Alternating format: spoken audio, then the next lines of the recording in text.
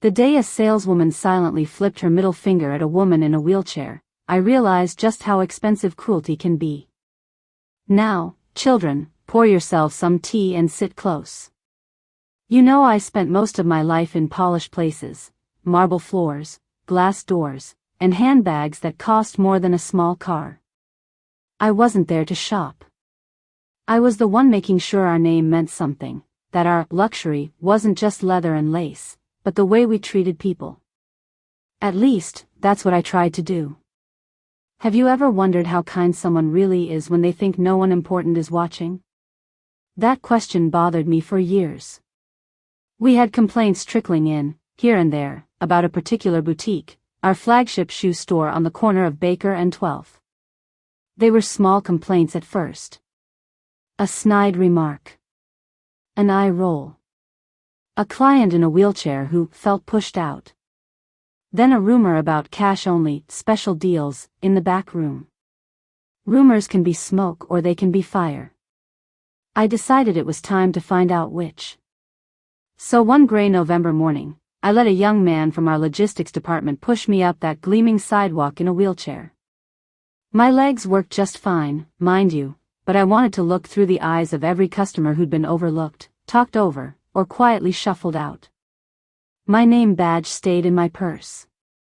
To everyone in that store, I was just the lady in the chair. Tell me, is a person's worth really measured by whether they walk or roll? The front of the boutique looked like a jewelry box, tall glass windows, spotlights kissing every shoe, everything golden and soft. I could smell leather, polish, and a faint trail of expensive perfume. Inside, music hummed, just low enough to sound sophisticated. And on the other side of the glass door stood Victoria. Victoria had been with us almost 5 years, tall, perfect blowout, nails you could see from across the street. She had the kind of smile you put on for cameras, not for people. When she saw me outside in that chair, her smile slipped, just for half a second. If you weren't used to watching faces, you might have missed it. I didn't. She pulled the door open with 2 fingers, as if it might stain her. "Good morning," I said, trying to sound like any grandmother spending the last of her savings on something foolish. Her eyes slid from my cardigan to my sensible bag, then down to the wheelchair footrests. She didn't greet me. She looked over my head, scanning the sidewalk for someone more profitable. Have you ever felt someone measure you in one glance, like a price tag they didn't like? "I'd like to see those blue heels in the window," I added gently, pointing to a pair that sparkled like ocean water. She actually laughed. Not loud, not kind. A small puff of disbelief. "Those are Marcelli Couture, ma'am," she said, finally. "Very limited, very delicate." "As are my days," I told her, patting my lap. "I'd still love to try them." She hesitated, one hand still on the door, body angled as if blocking a draft, only this time, the draft was me. Behind her, restocking a shelf, I saw a younger girl in a simple black dress, hair pulled back in a messy bun, trying very hard to look invisible. That was Lily, our seasonal intern. I'd read her file. First in her class at community college. Polite references. No retail experience yet. While Victoria considered whether someone like me belonged with someone like those shoes, Lily's eyes met mine. And Lily smiled. A real one, awkward, a bit shy, but warm. "Good morning, ma'am," Lily called softly. "Do you need help getting over the door ledge?" Victoria's shoulder stiffened. "I've got it handled, Lily," she clipped, turning back to me with a tighter expression. "Actually, our floor is very crowded today. It might be difficult for you to move around. Maybe you'd prefer to look from here?" There it was, the velvet-covered shove. I let a bead of silence hang in the air. "Miss," I said, "I didn't come all this way to stare through glass. I'd like to come in." She exhaled through her nose, stepped half a foot to the side, just enough so my chair could squeak past if my helper pushed hard. "No, Matt, No hand on the door, no welcome in. Just reluctance, dressed in designer black. You tell me, when someone is polite with their words but cruel with their effort, which one do you believe? The wheels bumped over the threshold. The marble was smooth, almost slippery. The light caught the crystals on the chandeliers, scattering little stars across the ceiling. I craned my neck toward the display. Those blue Marcelli heels shimmered like they'd been waiting their whole life for one perfect night. Oh, I remember nights like that, your feet aching, dress hem dusty, laughter still rattling in your ribs. Before my back went bad, I loved to dance. Maybe that's why I chose those shoes. Maybe I wanted to see if anyone still thought an old woman in a chair deserved to feel beautiful. I'd like that pair in a size 7, I said. Please. Victoria didn't move. Are you buying them for someone else? For myself. Her eyelids flickered, then settled into something sharper. They're quite high, ma'am. Very fragile. Perhaps some flats would be more appropriate. Those are also less expensive. Do my money and my ankles not count the same as everybody's? I asked. That's when Lily stepped forward, almost in a rush, as if the words pushed her. I can check if we have a 7 in the back, Lily said, voice brighter than her courage probably felt. If that's okay, Miss Victoria. Victoria's jaw ticked. She hadn't offered to help me. She hadn't moved toward the shelf. But now that Lily had, it would look strange if she refused. So she pasted on a thin smile. Of course, sweetheart, Victoria said sweetly, though her eyes were ice. Why don't you check inventory? Did you ever notice how some people use sweetheart the same way they might use a slap? Lily walked over to the window display, hands gentle as she lifted the sample shoe, checking the code on the sole. She scribbled the style number on a small pad and disappeared through a velvet curtain into the stockroom. Left alone with me, Victoria leaned against the counter, tapping a pen. You understand, she began, our products are premium. Many clients who prefer our more affordable lines shop elsewhere. She didn't finish the sentence. She didn't have to. I folded my hands in my lap. I understand that money doesn't always come with manners, I answered quietly. Her cheeks colored, but she didn't apologize. Somewhere behind us, I heard boxes shifting and a soft thud as something hit the floor. In the back room, Lily was discovering something I had only suspected. She would tell me later how it happened. How she'd gone straight to the Marcelli section, opened the size 7 box, and stopped. The left heel wobbled under her thumb. A jagged crack ran through the stem, clumsily patched with glue that had dried cloudy and brittle. It wasn't a factory defect. It was damage, perhaps from a fall, covered up and shoved into a corner. Next to it on the shelf, shoved behind some shoe care kits, she saw a small envelope. Inside? A thick wad of bills, rubber-banded and folded flat. Now tell me, what would you think, finding broken luxury shoes and bundles of cash hiding together like that? Lily's stomach nodded. She'd only been there 3 weeks, but even she knew something wasn't right. There was a tag on the box, handwritten, sample, cash only, do not scan. That was not company policy. That was someone else's little side business. Lily glanced back toward the curtain.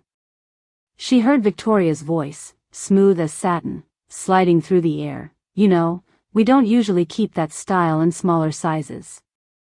They sell out so quickly to our more frequent buyers. Lily looked at the good size 8 pairs stacked neatly. She looked back at the cracked heel labeled cash only. And she had to make a choice.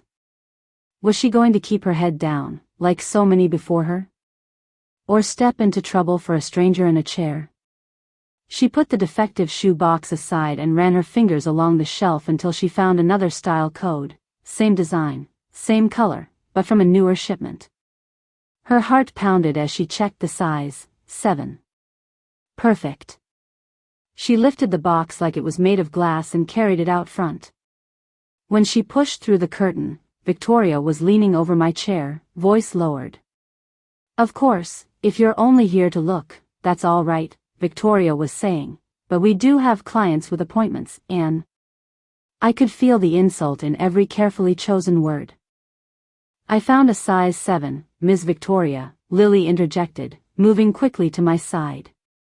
"Brand new pair, just unpacked last week." Victoria straightened, her mouth tightening. "Did you?" she asked. "Let me see." Lily offered her the box. For a second, I saw something dark flash across Victoria's face. Not relief. Not delight. Irritation. Fear. She took the box, flipped open the lid, and glanced inside. The shoes were flawless, heels straight, leather smooth, buckles gleaming. That was not what she wanted. "Ah," she said after a pause that lasted a beat too long. "Yes. But what?" The word hovered like a gnat. "But this pair is reserved," she finished smoothly. "For a VIP client." I forgot. "We can't sell these today." Lily blinked. "Reserved?" There wasn't a hold tag on the box. "I'm sure I mentioned it," Victoria replied, not even looking at her. "Run along and make some coffee, please." "Mrs. Hills," I supplied. "Margaret Hills." "Yes." Mrs. Hills might appreciate waiting with something warm. She turned to me with a manufactured sweetness. "Our intern will bring you a drink while I see what I can do about that other pair from the window." Lily didn't move. Her knuckles whitened around the handle of the coffee carafe behind the register. She knew which other pair Victoria meant. "Ms. Victoria," Lily tried again, softly, "that older box in the back has a damaged heel." "I don't think we should." Victoria's head snapped around. "Lily," she said, the words sharp as broken glass, "please do as I asked." Have you ever tasted the moment when courage meets fear in your own throat? That's where Lily was standing. "I don't think it's safe," she whispered anyway. "The heel." "Enough." Victoria's voice cut through the store. A man looking at loafers pretended not to hear. A woman with a stroller glanced away. No one spoke up. No one, except the grandmother in the wheelchair. "Let the girl finish," I said quietly. "If the heel is unsafe, I'd prefer to know before I stand in them." Victoria shot me a look, a tiny flash of annoyance at being interrupted by the very person she hoped to manipulate. The mask slipped, just a hair. "The heel is fine," she insisted. "It just needs a little touch-up. And because it's a sample, we can offer it at a special, cash price for you today." "A discount." "A discount?" I repeated. "How generous." "Now, children, let me ask you, when someone wants cash only for damaged goods and pushes you to decide quickly, are they doing you a favor, or themselves?" Lily's eyes filled with panic. "Mrs. Hills, please. We can order a fresh pair. It might take a week, but..."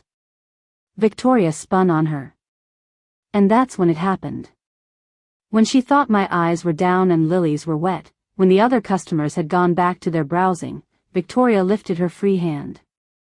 She formed it into a fist, then slowly extended one finger straight toward Lily, quick, obscene, pointed like a knife. "Stop it," she hissed under her breath, her lips barely moving. She thought I didn't see. She was wrong. The burned humiliation on Lily's face told me everything. This wasn't the first time. This was just the first time someone like me was watching. Lily swallowed hard and stepped back, disappearing behind the register, cheeks burning. Victoria turned to me with her best professional smile.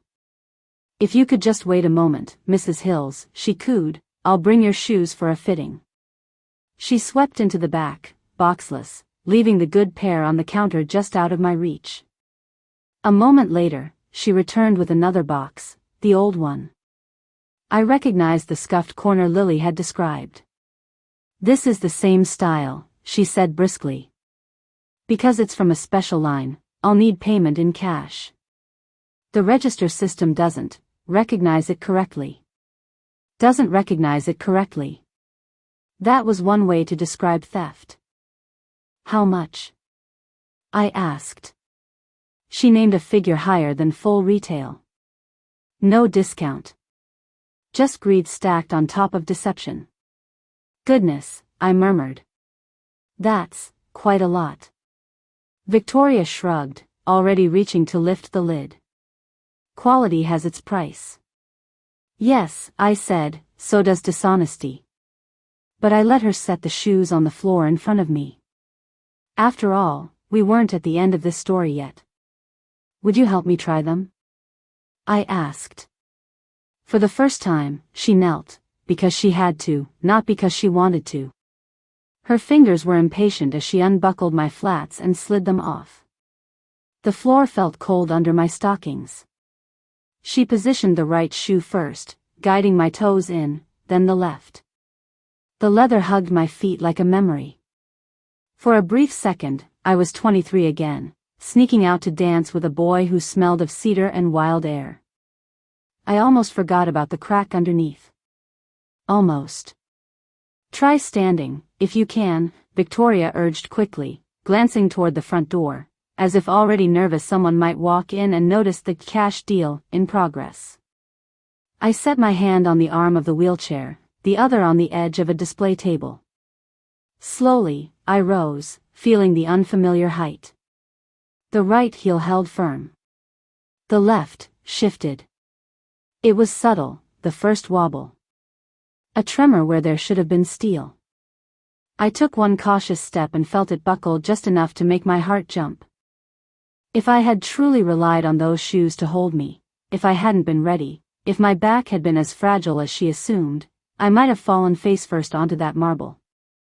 I gripped the chair and sat back down. "They're unsteady," I said. "Something's wrong." Lily was watching from behind the register, hands frozen over the keys. She bit her lip. "I told you," she breathed, barely audible. Victoria straightened, frowning dramatically. "Oh, dear me," she said, hand to her chest. "Lily, what did you bring from the back?" Lily's eyes went wide. I didn't," she stammered. "That's not the box Victoria cut her off. "Our intern must have mixed up the samples," she said to me, voice dripping with practiced regret. "I'm so sorry, Mrs. Hills. She's still learning." Of course, I would never sell a damaged shoe. Can you feel how quickly a bully will trade someone else's future for their own comfort? Lily stepped away from the register, shaking her head. "Mrs. Hills, I swear, I brought the new ones." She took the box from me and... "Enough," Victoria snapped. "I will handle this." To me, she added softly, "We do not tolerate this kind of carelessness. I'll speak to our manager about her performance. You have my personal assurance." Now the store was quiet. Even the music seemed to hush. The other shoppers pretended not to listen, but I saw their eyes in the mirror behind the display. They were listening. Everyone was. I looked at Lily. Trembling lip. Shoulders squared anyway. She was standing in the very place I had once stood as a young woman, caught between keeping a job and keeping my soul. What would you have done, in Lily's place? Stayed silent to be safe, or spoken up and risked everything? I took a slow breath. The time for pretending was over. "Victoria," I said calmly, "these shoes could have broken my hip." "But they didn't," she rushed. "And we're going to take care of it. I'll ring you up for the flats instead. Much better option for you, really. And as for the intern..." "You will not ring anything," I interrupted. My voice filled that pretty room in a way she did not expect. Not for me. Not for anyone. Not anymore. She blinked, taken aback by the steel she'd mistaken for frailty. Excuse me? I reached down, unbuckled the blue heels myself, and stood from the wheelchair. Fully. Steadily. No wobble. No hesitation. For the first time that morning, the store went truly silent. Mrs. Hills? Lily whispered. Victoria stared, color draining from her face. You said you couldn't. I never said I couldn't, I answered. You just assumed I shouldn't. I straightened to my full height, slipped my company badge from my cardigan pocket, and laid it on the glass counter between us. The gold letters caught the light like a small sunrise.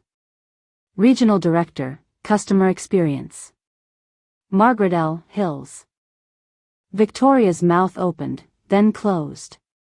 Twice. What is this? She stammered. This, I said, is the part where we find out who you really work for, our clients, or your own wallet. Right on cue, the door chimed. Our security liaison, Mark, stepped in, plain navy suit, calm eyes, and behind him, our HR manager, Denise, carrying a thin folder. They had been waiting at the cafe next door, just a text away. Victoria swayed slightly. I don't understand. Oh, I think you do, I replied. We've been getting whispers about cash-only sales and unpleasant treatment of less flashy customers for some time. Today, we decided to see it for ourselves. I turned to Lily. And we saw something else, too. Lily swallowed. Ma'am, I never meant to cause trouble, she rushed. I just didn't want you to get hurt. I know I'm just an intern, and if you need to let me go, I'll understand, but... Child, I said gently, you are the only person in this room who did exactly what this company is supposed to stand for. Her eyes filled. I tried, but she... Victoria found her voice again. This is outrageous, she snapped. She is lying. She brought out the damaged pair. She's been meddling in inventory, she doesn't follow direction. You'll believe a girl who's been here 3 weeks over me, after 5 years of sales? Have you ever seen someone build their whole life on the wrong thing, only to watch it crumble in one afternoon? I nodded to Mark. Would you mind checking the stockroom shelf, back left corner?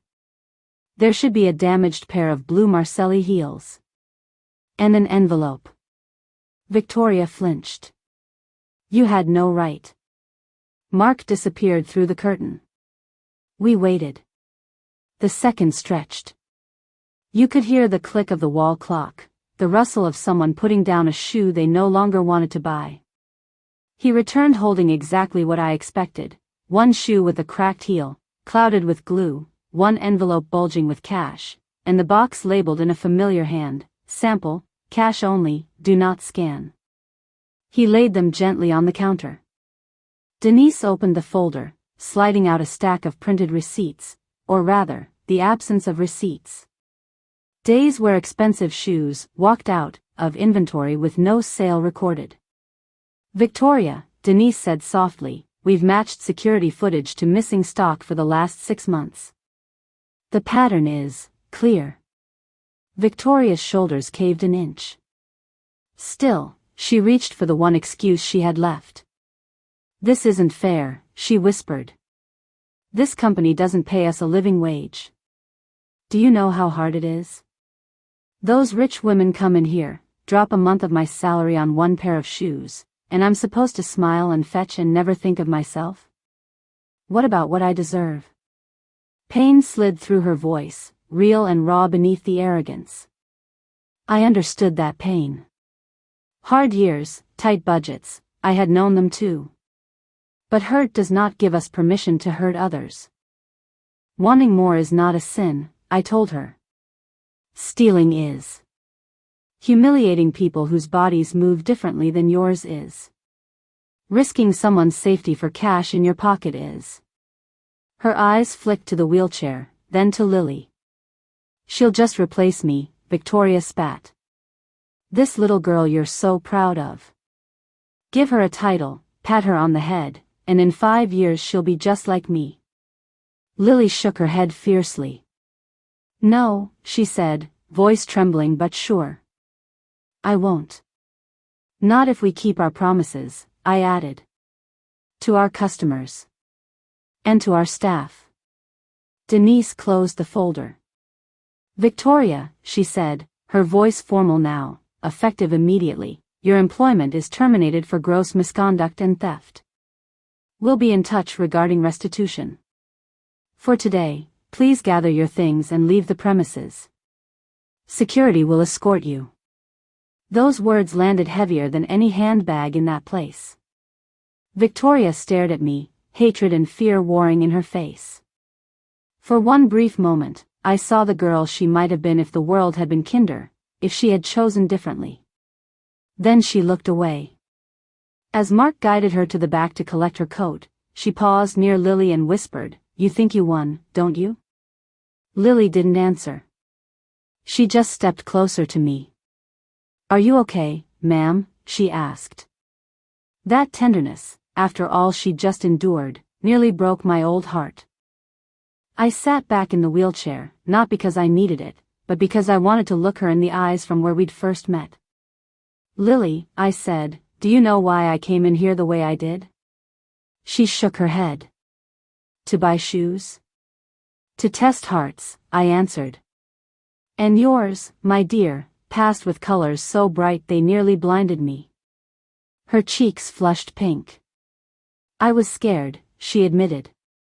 When she yelled, when she flipped me off like that, I thought, if I don't keep quiet, I'll get fired. My mom needs help with the rent. I need this job. But then I pictured you falling, and I thought, if I stay silent and she gets hurt, what kind of person am I? Isn't that the question we all have to answer, sooner or later? What kind of person am I when doing right might cost me something? Quiet courage in small moments changes the whole story. I reached for her hand, squeezing it gently. You chose what kind of woman you are today, I told her. And it was the kind the world desperately needs. Denise stepped forward, smiling for the first time. Lily, she said, your internship review was already strong. After today, it's exceptional. If you'd like it, we'd like to extend a full-time position, junior floor associate, with a clear path to assistant manager. You won't be making coffee runs anymore, unless they're for yourself. Lily's mouth fell open. Are you serious? Very, I said. You understand something no training manual can teach. What's that? She whispered. That people are more valuable than shoes, I replied. And that our name on the door is only as good as the kindness in the people behind it. She wiped at her eyes, laughing and crying all at once. I don't know what to say. Say, yes, Denise suggested. Yes, Lily breathed. Yes, please. We spent the next half hour quietly putting things right. The damaged shoes were tagged properly and scheduled to be returned to the manufacturer. The cash envelope was locked in a safe as evidence. I had a long conversation with the other employees, reminding them that they weren't just selling leather and fabric, they were selling the way a person felt about themselves when they looked in the mirror. Before I left, Lily hurried over with a small, carefully wrapped box.